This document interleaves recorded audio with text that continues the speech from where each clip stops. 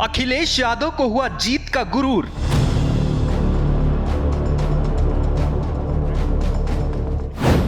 SP अध्यक्ष अयोध्या जीत के घमंड में चूर।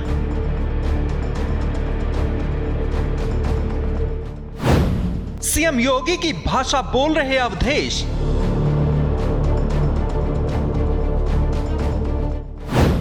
अखिलेश को जवाब दे रहे अवधेश, अब नहीं रहा कुछ शेष। एक कहावत है, बात निकली है तो दूर तक जाएगी, और बात दूर तक पहुंच भी गई है, क्योंकि यूपी में मिली जीत से अति उत्साहित समाजवादी पार्टी के मुखिया अखिलेश यादव ने अयोध्या के नए राजा का ऐलान कर दिया है। दरअसल हाल ही में हुए लोकसभा चुनाव में यूपी में कुछ ऐसा हुआ जिसकी उम्मीद किसी को नहीं थी।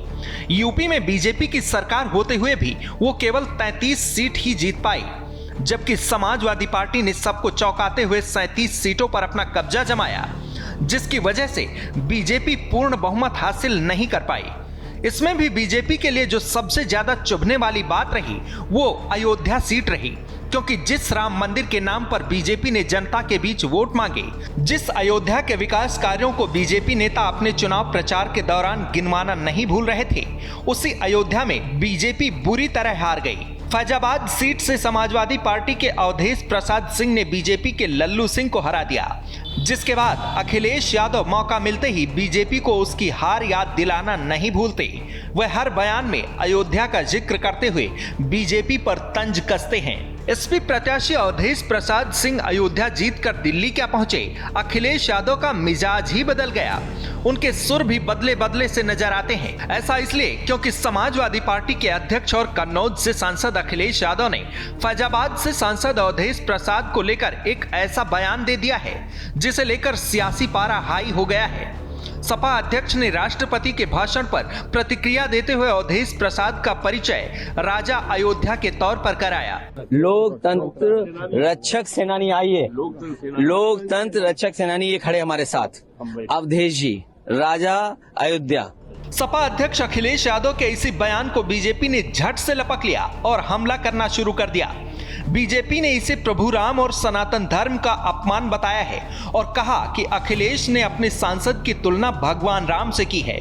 बीजेपी ने अखिलेश यादव पर निशाना साधते हुए अवधेश प्रसाद को राजा अयोध्या कहने पर सवाल उठाए और कहा यह सनातन का अपमान है। उन्होंने कहा कि 37 सीटें जीतने के बाद सपा को अहंकार हो गया है, इसलिए वो अपने एक सांसद की तुलना प्रभु श्री राम से करने लगे हैं। इतना ही नहीं, दिल्ली से बीजेपी सांसद बांसुरी स्वराज ने भी लोकसभा में अखिलेश यादव पर पलटवार किया। ये विपक्ष की राजसी मानसिकता को परिलक्षित करता है।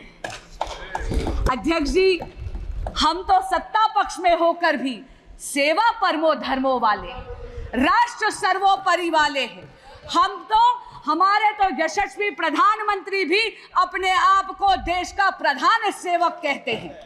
अध्यक्ष जी, हमारे तो राजा राम हैं, धर्म हमारा काम है, जपते तो हम माँ भारती का नाम है, इसीलिए तो नरेंद्र मोदी के सामने फेल बाकी सारे तमाम हैं। लेकिन अवधेश प्रसाद को अयोध्या के राजा बोलते हुए अखिलेश यादव शायद भूल गए कि अयोध्या के राजा सिर्फ एक थे, एक हैं और एक ही रहेंगे, और वो हैं मर्यादा पुरुषोत्तम प्रभु श्री राम, जिसका ऐलान यूपी के मुख्यमंत्री योगी आदित्यनाथ सार्वजनिक रूप से कई बार कर चुके हैं कि हम चाकर रघुवीर के पठो लिखो दरबार, तुलसी अब का होई गे नर के मन सबदार।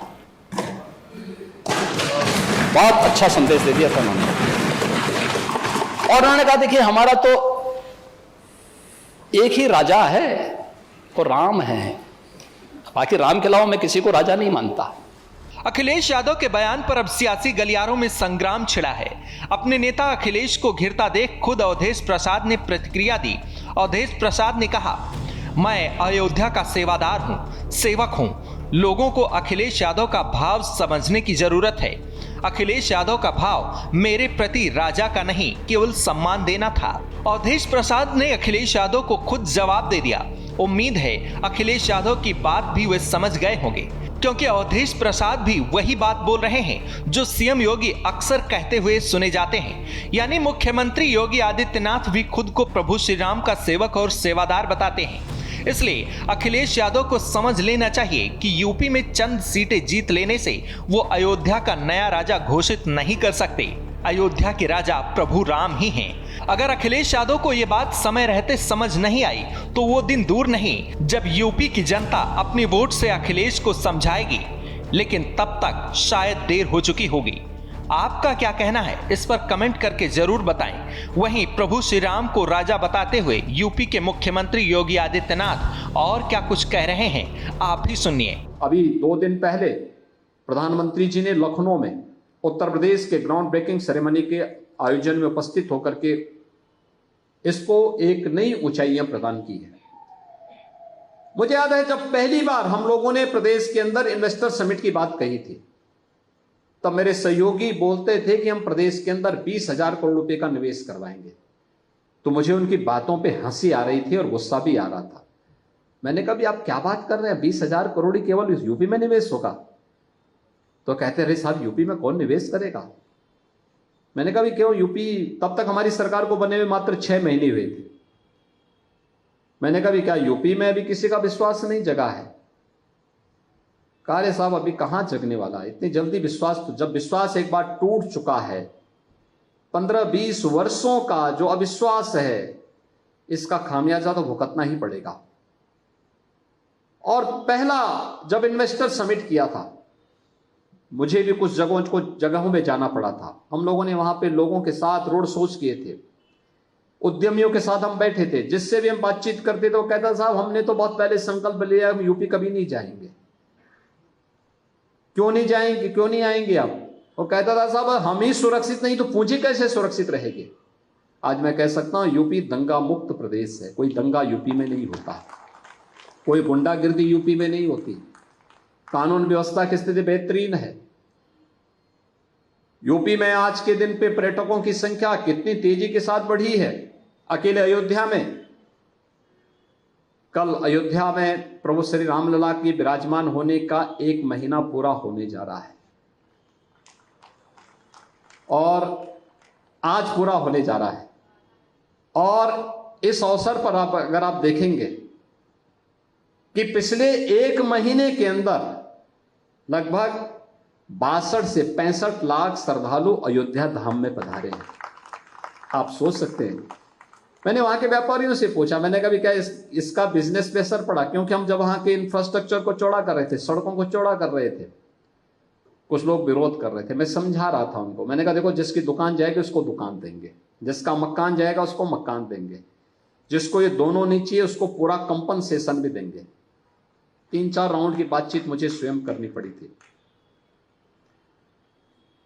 उस समय लोगों को लगता था कि या तो एक काम पूरा नहीं होगा या मैं झूठ बोल रहा हूं।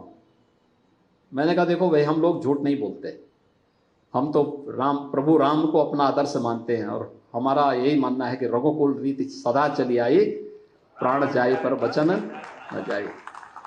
जब एक बार बोल दिया तो उसको हर हाल में लागू करेंगे, चिंता मत करिए, जरूर होगा। सभी का पुनर्वास किया गया, हर एक को दुकान दी गई और परिणाम क्या है? आज जब मैं 1 सप्ताह के अंदर ही गया था, प्रभु रामलला के विराजमान होने के 1 सप्ताह के अंदर अयोध्या गया था, तब मैंने वहां के उद्यमियों और व्यापारियों से पूछा कुछ लाभ हुआ? उन्होंने कहा साहब बिजनेस हमारा 30 से 50 गुना बढ़ गया है। और केवल ये तो व्यवसाय की मैं बात कर रहा हूं, होटल वालों के साथ बैठक करवानी पड़ी मुझे कि भाई रेट ज्यादा मत बढ़ाइए अब, क्योंकि 1,80,000 रुपए तक रूम के रेट जा रहे थे।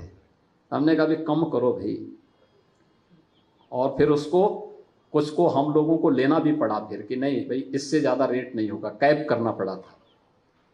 टैक्सी सेवा, और केवल अयोध्या में नहीं, आप लखनऊ जाइए किसी भी होटल में रूम नहीं मिलेंगे, वाराणसी में नहीं मिलेंगे, प्रयागराज में नहीं मिलेंगे, गोरखपुर में नहीं मिलेंगे, क्योंकि सब पैक हैं। कहां? अयोध्या जाने के लिए। कितना परिवर्तन होता है।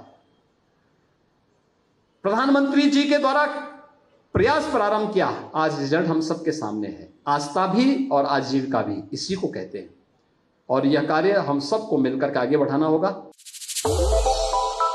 श्रेष्ठ भारत पर खबरों से जुड़े रहने के लिए चैनल को सब्सक्राइब और लाइक करें, बेल आइकन दबाएं और देखते रहें श्रेष्ठ भारत।